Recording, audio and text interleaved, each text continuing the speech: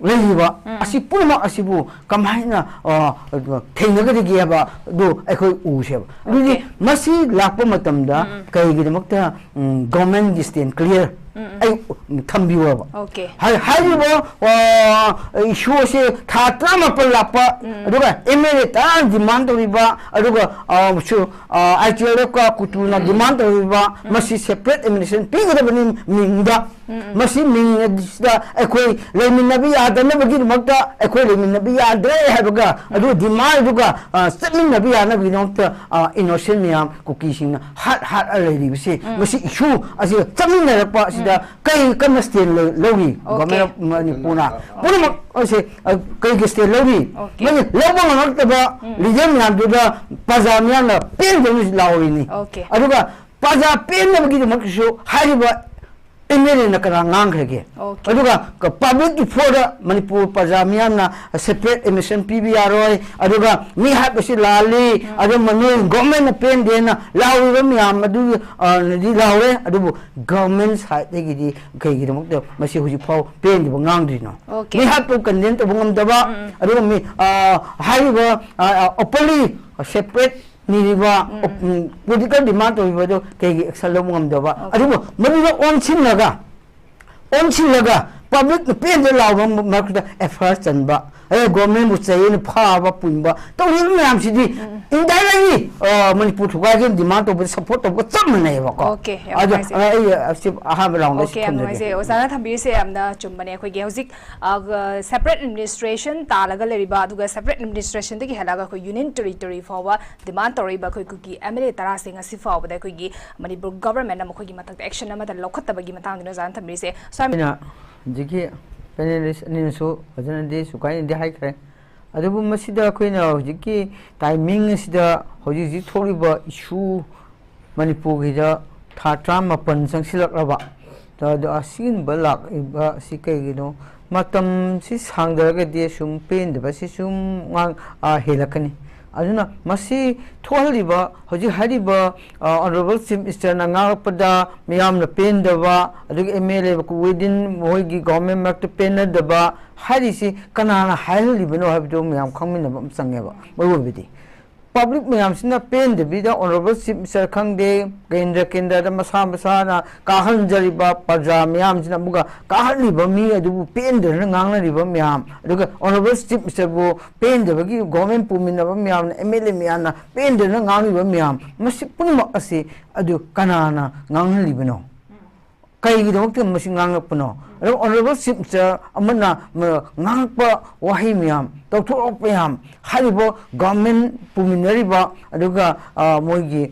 saka puminariba minister MLA sing phau pelak to bisi kai gi no kado madu punma asi kanana putho kanana tholiba no haibedo hairiba asi koina yengmu yaba madi lei koina hojiki honorable chief minister na hamada honorable chief minister na rusingba sarkar marte yauriba MLA miyam se hoji moine pende habidi hoyi haire adubo hanadigi di wa sungangde masi issue da MLA miyam wangangde ba aduga opinion su pi deba mi sibedu su nuaiti habisu haide aduga masi toibo miyam ji MLA tan toibo su lali su haide aduga hoji toibo kukine toibo singsu masi mi hal ariba do separate administration demand toibo asi su sunde habisu moi amau ngangde government pariba MLA minister singse aduga hojina honorable chief minister da hojina mukhui masinda masidi ekhoi lali chummi pen da ba MLA miyamna hoji haidi basi kai gi makta ekhoi na khangda mana ekhoi na hoji MLA mari haitare ko hoji mari sina haide ba kai gi makta masi honorable chief minister bu pen da ngangi basi kai gi no ali pen de ngang ni ba miyam masigi thamoi da phauri ba MLA singse mari da open to is the mari ne ho jingse aur mui mari gi se aur je honorable chief minister bu pen de na lauri ba msi odi lauri ba mari se anti manipur oirabra or supporting cookie oirabra mui thamoi da adu miyam khangba majang masi hekta honorable chief minister bu na ta government bu cheiba makhai sina anti manipur ni hana low driver ko ya miyam adu masi leiba khoi manipur da leiba panelist miyam suni manipur gi damakta khoina ngangiba sakliba punamak asi pemba pendaba aranba achumba ngangiba miyam si manipur gi achumba ngangaga na harauba aduga mongi aranba haraga na anti manipur haiba asigumbagi mong makhoi manipur da huji uriba ko ayu adi huji kan ma haijege ba kai gi damakta huji ke huji ki juncture sida MLA na concern duga mogi minister mak amana kai gi damakta masi honorable sim sabu resign to hariba aduga kai gumba MLA amana jike koi gi PDA gi chairman amana machi hojik matam masida manipur da leriba khunda minariba tribe tungan community tungan babu amatta yengba miing ngamba aduga punbagi lusingba punbagi oiba lusingba ma daka oi kai gi ma haiba aduga hojiki asimba issue tha trama pan changchilapa issue sida akhoi huju choki ko matam natre haiba kai gino no meaning leibni ko aduga ama ki thamaiban MLA na mo hai masi issue si kai gi damakta akhoi khunna pothokibno haina masi question singse amam yengoba chumna chaurakpa ma yeraga mahdi birengi honorable simsagi against ngambani thamai bangi MLA so bagi ngambani ramesho na ngabasu kenogini simsagi against na madu khok uraga pajamiam number khok ubi sumoi loweba ngangi beki meaning ngang thokliba si kai gi de ngang thokli no haigadi mukhoi ju manipur kanningbagi aigi wakhalondadi manipur yam kanningba issue su control to ningba issue su yam sop to ningba asigumba yowa ngamdraba phongdo pasu yadana khangleraba du khanggi khangpasi limit le khangpasi limit yo hendo kadore na moi phongdok la ibra aduidi moi phongdok abigi phong yamna sangna nangdrasu wahi sentence amam lawom tamda ainadi masi leiriba ngangiba MLA singsu aduga honorable chief minister su manipur kanningbagi di ngangi adudi manipur kannabagi ngangla pom tamda honorable chief minister suna problem shop tonabagi tawgi demongta pen de ngangibra thokliba tha tama pansura phau honorable chief minister na ngangiba tawriba sakliba honariba miyamsi pen de bagi hair perhaps su miyam parja miyam su uba masangeba aduidi kaigino mo ngangi su chumbra honorable chief minister suna hona drabugira sok to problem sok to no bagi damakta moina hona drabugira natagana haji conflict si kuithara kanda mi amamam sida padigi jiri siba toropa dukam asiki kaman mabu manglakpa asigumba myam thoba asija akhoi pen dabagi ngangpham thoppa myam no ngangdabagi akhoi mukhoi masenda kainara panaina lowi adugadi hairiba punumak asi ma MLA myam si aina haijaningbadi hoji pen dana ngangiba MLA myam si mai kendragi parja singi apambado pen ngamdabagi aduga myamgi apambadu ngamba matamda government sokadaba natagan lusingba sokadaba adumba leirapagi upai leidana ngangthokla prive so yingba masangeba ko aduna hojik akhoi ni yingba yabadi akhoi government hojik ngasigi problem thokliba sida ina hangjaningbadi asigumba issue ama achoba government na hojik asai haikiba honorable chief minister na mahana akanba wafam ma thongkibani ko statement amada asai nang akanona we enkana hairapodira aigi praja sijaga aina tumina legedaba natte aigi kanogi manipur thugage lapoda ai tumina legedaba natte aduga aigi party BJP ni tumina legedaba government natte haina matamada makhau phongna yam ngangki adulagadi hojik tawrap leba asida hariba magi commitment ama honorable chief minister mana commitment pikiba adu certify oiribra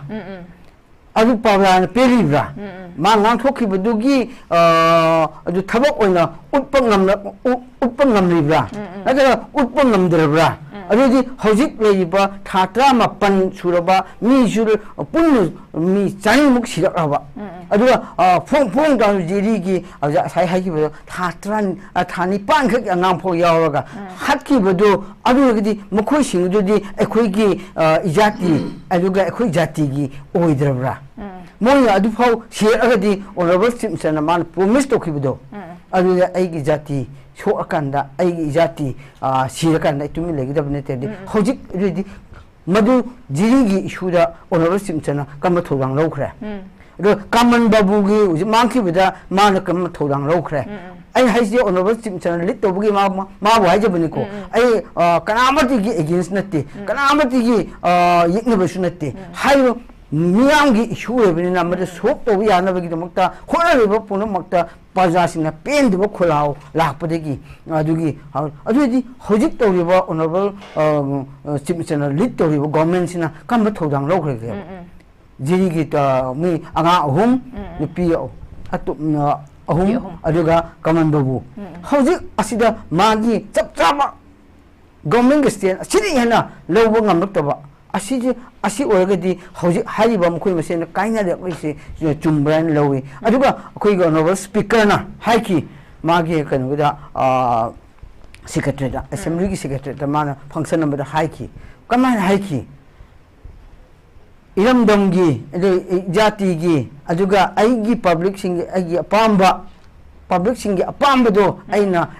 as elected ama ora lairaga phongdok pangamdaba haibse ai yam pende hen haikiwa adodi kaino ma ilei ko magi apamba pajagi apamba jawan phongdok kaisu phongdok pangamdaba ase ai pende na haikiwa honorable speaker na adodi kanana haihande na wa thingba yaw kha gesini kanana asingba magi parjamia manipur gi parjamia risira patanja yam sirak mamyam pendena no yumthong khuding da pendba ga tu wai tori kapna rol mak kapi main kai lei do yam leiri adu but tanja yoro phau magi apamba manipur gi parjagi myam gi apamba ngamba ngambakwa mla sing adu mo kidori adu honorable simpson ma samak phau ngamba ngambaktreba aduagidi ijati bu kanni ijati sire tumi lero haba mina ijati harar pho ma condemn to bunga makragidi haibu government si chumlibra bu public si pelibra haji man public si na mo pen de kansida oji phong sana oji jiri gi matanga payment dabagi makhoi masa na kahal lakliba parja singsina masa gi leader mai chatlaga phuba kanu gi thugai ba khopa tore adum mayam je kai gi to holina kan to holi bdo parja singna tawni to bra na kan ba condition gi to khibna wa ko ruling government pai ba mising khanggra ba daka oyeba haiba emere mayam to chatlaga mai thari ba thugai ba gari mai thari ba kagem mi ni hai kai gi hoyali kholi hai adu kanam to holi bno masa to holi ne public sina mayam gi dokta haiba emele singna mayam gi dokta mamang tho mang tharaga laone bom da mahoi bu public onsing gdro onsilena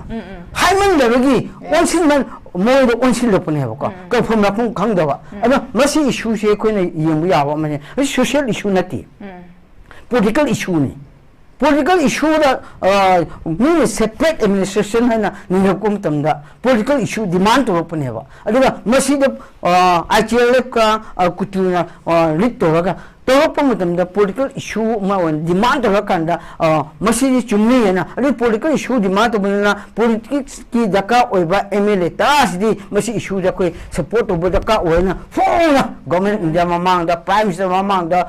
national level da international level da chapter na moi jati gine na political da level involvement level MLA elected sina ma jati ki demand political demand na phela phen lei khre ba अभी देखो ये political issue है एकोन politics का लिबा politics ने सनारिबा एको email मियम ने किदोरी के लेपंगम दे okay मदम लेपंगम दबगी दमक नेबा मखो मी खो युम द चटलागा मै थारिबा पेन दबो को लाउरिबा मियम से ꯑꯗꯨꯗꯤ ꯃꯁꯤ ꯄꯣꯂꯤꯇꯤꯛꯁ ꯏꯁꯨꯗ ꯄꯣꯂꯤꯇꯤꯀꯦꯜ ꯏꯁꯨ ꯑꯁꯤꯗ ꯏꯂꯦꯛꯇꯦꯗꯁꯤꯡꯁꯤꯅ ꯃꯤꯌꯥꯝꯒꯤ ꯃꯤꯍꯨꯠꯁꯤꯡꯁꯤꯅ ꯇꯨꯃꯤꯟ ꯂꯩꯕ ꯇꯥꯔꯒꯗꯤ ꯀꯃꯥꯏꯅ ꯇꯧꯕ ꯑꯗꯨ ꯀꯅꯥꯅ ꯇꯧꯒꯗꯕꯅꯣꯕ ꯄ꯭ꯔꯖꯥꯅ ꯇꯧꯒꯗꯕ ꯅꯠꯇꯦ ꯄꯣꯂꯤꯇꯤꯛꯁ ꯏꯁꯨꯗꯗꯤ ꯄꯣꯂꯤꯇꯤꯛꯁ ꯌꯥꯎꯔꯤꯕ ꯒꯚꯔꯟꯃꯦꯟꯗ ꯄꯥꯏꯔꯤꯕ ꯑꯦꯝ ꯑꯦꯜ ꯑꯦꯁꯤꯡꯁꯤ ꯇꯧꯐꯝ ꯊꯣꯛꯄ ꯅꯠꯇꯕ꯭ꯔꯥ ꯑꯗꯨꯒ ꯃꯁꯤꯗ ꯑꯩꯈꯣꯏꯅ ꯍꯧꯖꯤꯛ ꯌꯦꯡꯕ ꯌꯥꯕ ꯑꯃꯗꯤ ꯂꯩ ꯑꯩ ꯃꯃꯤꯡꯗꯤ ꯄꯜꯂꯔꯣꯏꯒꯦ ꯑꯁꯤꯒꯨꯝꯕ ꯄꯦꯟꯗꯕ ꯏꯁꯨ ꯊꯣꯛꯄ ꯃꯇꯝꯗ ꯃꯁꯤ ꯃꯅꯤꯄꯨꯔ ꯀꯟꯅꯕꯒꯤ ꯂꯥꯛꯄ ꯃꯇꯝꯗ ꯃꯅꯤꯄꯨꯔ ꯊꯨꯒꯥꯏꯅꯕ ꯇꯧꯔꯛꯄ ꯃꯇꯝꯗ ꯑꯗꯨꯒ ꯄꯣꯂꯤꯇꯤꯀꯦꯜ ꯗꯤꯃꯥꯟ ꯇꯧꯔꯛꯄꯁꯦ ꯄꯤꯔꯣꯏ ꯍꯥꯏꯅ ꯇꯧꯔꯛꯄ ꯃꯇꯝꯗ ꯂꯩꯔꯤꯕ ꯃꯅꯤꯄꯨꯔꯁꯤꯗ ꯈꯨꯟꯗꯥꯃꯤꯟꯅꯔꯤꯕ ꯑꯩꯈꯣꯏ manipuri have jati organization toan minority ki toan bisu yam yauri handaki issue asuda minority group amaka punna manipur gi sapu amala emele khoida emele sing de attack to bam chapam tamda aini tajabani chumba lamba dun to amali du aigi yumda attack to masi minority gi organization sisida effort chambiona thoina sum haibi yaure adodi magi manipur kanbagi de maktam ihoda yauri ba minority simyam sibu muga to khaina tawaga akhoi sino majority over mate de hai de bida atopada effort chaluna thoina maming matha pala ko organization palaga hai adi atopana mug support to ngudra koi lo yauru ya pona ti manipur issue ne de yauru ge de khoi data na khoi to gi to we mo machine to na daga hai bagi ura already kan support to gi masi issue sidi jati mak ki nateba okay akoi common issue adu common agenda da sangsilaga akoi punna masi problem ji athu da shop to gu bani ko adu bela pom tam sida aina tum thamjani badi hojiki fammunadaba haibududi masidi fammunabi go famati adu fammunaba munada se mukhu manin wani ekoi pajamyam khangdeba ekoi urisidi haiba issue ji solve toba aduga haiba emele tarasina openly moigi separate administration piona haiba ITL ko kutuna demand obuda oigi pura lehiba asi purma asibu kamaina thengagadi giaba do ekoi useba dudi masi lakpa matamda kaigi demakta government gi stand clear ai thambiwa okay haibo issue se thatra mapal lakpa aduga emele tan demand riba aduga su ITL ko kutuna demand riba masi separate administration pigabani mingda masi mingda ekoi leminabi adana bagi makta ekoi leminabi adre habaga adu demand duga seminabi anabi nokta innocent miyam kukising hat already bisi masi issue asi chamina rakpa sida kai kan stain lowi government manipuna puna ase kai stain lowi mani lobo nokta ba region miyam duga pajamya na pen de lawini aduga paja pen bagi maksu hariba emele na kara ngang khage aduga public for manipur pajamyam na separate emission pbr aduga mi habasi lali adu manu government na pen de na lawi myam adu di lawe adu government side de gi kai gi mok masi huji phau pen de ngang di no mi hab to condemn to bungam daba adu mi haiba openly separate niba political demand to bido kay action mo ngamdaba adumo mabiba onchilaga public na pen de law market effort chanba government mu chayin phaba punba to ni myam sidi indirectly manipur thuga gen demand to support to chamne ba ko okay aham round okay amase osana thambi se amna chumbane khoi ge hojik separate administration talaga leriba aduga separate administration de gi halaga khoi union territory forwa demand tori ba khoi kuki amele tara sing asi forwa da khoi gi manipur government na khoi gi matak action na da lokhat ba gi matang dino zan thambi se so am bunda lecture ge oza khoi gi hojik topic siga khoi ge related oina hai tare khoi gi hauji tongan ba voice restore ibase khoi gi masa se khoi gi leipak se amna concern oi habase unna bagi damak to oidura na tragana khoi gi mkhoi se di lan sida khoi di akhoi su yaning de government na tori base yaning de habagi pot to uning bagi oidura natraga si matang matam chabra habi question ne loishala ko kamai thamini ngozagi bagi khoi ne ya se moina hoji pen de law base so khoi yeng si ko han bada khoi na yim yabasi awjiki khunga pasing duga madumakta awjiki phongna manipur kenogi arambai tengo haina hujik panbi khra ai je paloisa jim lebine dugo palapade dum haijarage khoi arambai tengo na kaigi damakta mama lebak pu nuksibagi damakta na majati bo kannami damakta thori base kana thohan mano yes aduga masiki thopa matam sida hariba arambai tengon gi responsibility ka pho logdu no masi moi thoi ji kai gi muk thoi no haiba matam sida hoji asai haiba pemba pendo immediate no hoji phongdong na ri se aduga di masi separate administration ni rakpa community amakak na aduga community amakak na ajigi communal line da haitare aduga khigi honorable chief minister home minister so haire hojik manipur thori issue asidi wasi political issue nate aduga si jati ani khakki conflict ki issue ni na home minister masamak na haiki aduji hojik separate administration demand toiba asi aduga union territory for pirabi anataga khigi tuma malena oine na mohigi mizoram gi mp chief minister aduga atop moiki domak lauriba aduga ITL kumba kutugumba lauribisi political issue na tabra okay aduji madu issue ado political issue na te moi ni bi political issue na te just metaiga ko ki conflict ni na honorable chief minister gi honorable home minister gi na so hai ki ba male ba ko aduji masi la ko matam da aina thamjani budi kai gi namakta masi aje arambai tengon thori se masi kai gi thori sai thomki budi adugi government lejiba MLA miyamsi sai haiba pen da lapdo ai lakada bu point ge hairake ba adugi haiba state kanna bigi damakta state force state law and order control tona ba state force adu mathakta central force lejiba mayamsi mathau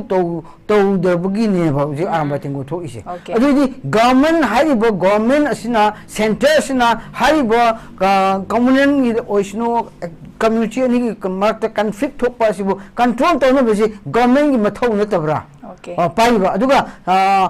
manipur thugahanaga ani thohinge na separate administration ni besi masi control to bunso yadi hana haige busu koi gi kinu na government gi mathau na tabra ba adu mathau do tawak tabagi pendaba mi simina henjilakpa aduga bazam yam de attack to henjilakpa adu asi purma asi ana jum yemboda state force lady ba IPS kang de DGP kang de manipuri gi forcing haitare le state forcing se masishu muhuida mathonga do government gi ayaba makap pibi gadi haiba singse thengnaba ngomgini khalli madu ayaba pi dogi damakta madu thokadaba mangjin thagadaba state forcing se tumin le rubadigi masidi koi pajamyam sita re manipur se kai ki butare na thona leiba arambai tengongumba maduga haiba volunteer village volunteer sing thoga upai ge na pare ba masi ngari ba asida akoi manipur parjagi manipur gi mihut oide ba government aide chung government chung tek taina gani mamdi government haiba makak su lul to business te ana mo ge taina da kana taina du na masi ko mo ge against na te ba mo bo arambai tengo ngomba duka village volunteer singumba na mathwai kana khubak ta habaga chaliba miyamsi state force ni to phon thok ta brachini state force ni kai gi damakta state force le di binoba ra majigi state force kak ngamdradi central force mateng pangna bana damadam le di si adu di kamma matam sinna ga binoba la na fo sinna raktre ra mi hat mi pull up fo law order control to ba khoi forcing sinna dra adu di le ni ba central force aduga state forcing si khoi marta amaga government de saiba andaga amaga yana da ba more defense level khak pha na ba thambra ba okay ga masini khoi nei uri si di aduna hojik khoi NIA na ruching ba makak manipur gi imari ba ken luching bo makak korong ngam hai tai ko khigi 80 gi aju de NIA na book to re book to ge di matu kui manipur citizen manipur masani India citizen ni mamare bapu nungsiraga thorpa lamjingba amanina manipur pajamiyam lori mas lori habia diku lori manipur pajamiyam na state government lori ba immigration law darsu manipur pajandi lori ba adum bamida NIA amana book tawraga magi case pau manipur pai adena center gi through gi pra kanogi supreme court gi through gi moibu guwahati de mai case pai da bani hena masiju manipur bu usitaba manipur ikai bu pi mane ba sema aduga di asima ma le re di adudi hojik leriba suda leriba PS hockey foreigner ne na mayam government kana lauri ba foreigner glaudi aduni masi gumba PS hockey foreigner bu hoji phau NIA na ki gidama book to dino foreigner bu ma ko kha interrogation to na ki ko kha te no masi question to bun thu pari pajamyam na asigumba mission me khai nai ba mukha utpa asigumba mission me khai nai ba ulap podegene ba hoji mane mission me khai lei ha ta posidi government asina hoji mangjin thag do tam da thang da ba state force thadik da thadok da ba central force thadok da ba madu lai state forcing thadok lai central force thadok lai masana pai bo government ge MLA pa masti loyo meri kai gino yes adu jobna civil organization singju ya ingre government gi against the ngambi de na ba na daga paja gi against paja gi mihut oina paja gi interest da ngang da social organization sing po kana mo u de bom group amakana control to ji kai gino adu gi akoi manipur kai ba pam ra sini ai question hang ning sini adu ga mo de separate nation to pito khasra de isin nam am siri bam yam si gi responsible kana lo du no pajamyam na ji siri ba myam si kai gino ba honorable Simpson na achum ai mana press briefing da am hai ki ko ekoi army gi central forcing campus da pau ekoi security oidra ka unsafe oire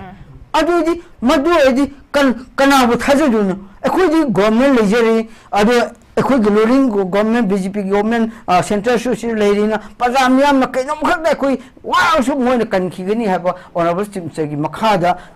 thajaraga leriba paja punak asi redi honorable Simpson pau central force da central bu thajadre central gi leriba campus da pau ekoi safe odre haragdi kana aduna ko depend to do ba yes asingba tanza sida ekoi yamna manipur si yam luba tanzamale asingba matamda aina thamning budi point amkhak thamdra ga hirage ekhoina manipur gi hojik leiba issue se ekhoi line line lobi adi masi yam line honorable Simpson masi ekhoi indigenous kanogi manipur kanna bagi damakta ijati kanna bagi damakta ekhoi lem na to ekhoi changching thi ni ai changsin biro maduna honorable gi lamjing makhada honorable Simpson gi lamjing makhada magi seminariba MLA government gi makhada pajamyam na matung da leiri habse honorable Simpson ka huno ba aduna madu ka kaudedi mai thona do uthupiro thabok ono uthupiro state force season na biro wajok central force season na biro even central force na ya de harasu state force di mai power lei season na biro adu arambai tengon to bibam yang potha biro ekoi state force oina mangja ga sab chaba terrorist myam je ekoi panazarage drug level masu panazarage foreigner su ko panazarage ekoi chinau thona phoba imai ben myam aduga khunna po myam arambai tengon majati bulung shega mang thabi ngata potho ekoi na ekoi step force sinarage na honorable Simpson na bakho phum ta laud bi ho adu pajamyam na mai matung da rei se kau bi huno okay yam phajawa pham ne ozamai bona thambiri se koi gi luchingba moi ne yamna koi gi bifam thongba commitment prajamyam na pangdaba commitment do pibiro aduga thabo na so onthongna ba hona biro prajamyam na tungda lepaga leidi haba state bedri thambi se ozamai bona yam nungai se ekoi gi